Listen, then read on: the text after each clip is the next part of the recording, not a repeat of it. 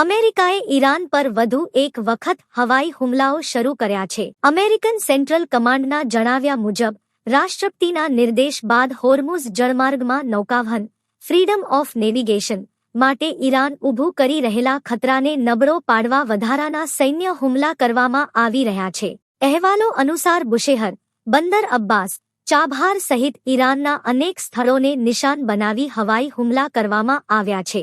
ઈરાને જણાવ્યું કે ડોનાલ્ડ ટ્રમ્પની બદતમીજીનો જવાબ હવે માત્ર શબ્દોથી નહીં પરંતુ કાર્યવાહીથી આપવામાં આવશે. રાત્રે અમેરિકાના હુમલાના જવાબમાં ઈરાને કુવૈત, બહેરીન અને કતારમાં આવેલા અમેરિકી સૈન્ય મથકોને મિસાઇલ અને ડ્રોન હુમલાથી નિશાન બનાવ્યાનો દાવો કર્યો છે. ઈરાને અમેરિકા પર યુદ્ધવિરામના ઉલ્લંઘનનો આરોપ લગાવી કડક જવાબની ચેતવણી આપી છે. મધ્ય પૂર્વમાં અમેરિકા અને ઈરાન વચ્ચે ફરી યુદ્ધ જેવી સ્થિતિ સર્જાતા વૈશ્વિક સ્તરે ચિંતા વધી છે.